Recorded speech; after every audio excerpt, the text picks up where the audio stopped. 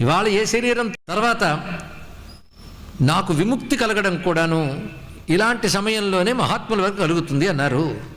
అయితే ఒక్కటి నాకు వరం, ఋషి ఇచ్చిన వరం, ఈ పాము రూపంలో పడినా నాకు జ్ఞాపక శక్తి ఉంచాడు. అది అంటే నేను ఆ జ్ఞాపక శక్తి ఒకటి తీసేస్తే ఎవడు ఏ ఉపాధిలో వచ్చాడో ఆ ఉపాధితోనే తాదాప్యం చెందుతాడు. ఇది కూడా ఆలోచించవలసిన అవసరం అండి. ఇవాళ ఏ శరీరంతో ఉన్నామో అది మనం అనుకుంటాం. స్త్రీ అయితే నేను ఇప్పుడు స్త్రీని కనుక స్త్రీలా ప్రవర్తిస్తాడు, పురుషుడు పురుషుల్లా ప్రవర్తిస్తాడు. వాడికి పురాస్మృతి లేదు.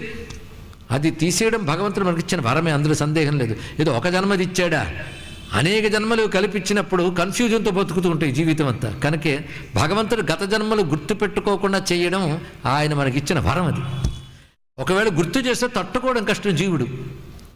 ఒకప్పుడు చెప్పుకున్నాం మనం, వీధిలో వెళ్తున్న కుక్కను కూడా బావా అని పిలవాల్సి వస్తుంది.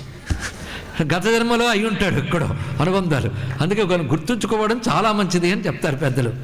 సరే, ఏదేమైనప్పటికి కూడా జాతస్మృతి ఒక వరం కూడా. ఎవరికి? దాన్ని గ్రహించగలిగే తపశ్శక్తి ఉన్నవారికి. నాకు జ్ఞాపకం పెట్టాడు. జ్ఞాపకం పెట్టడం వల్ల మాటి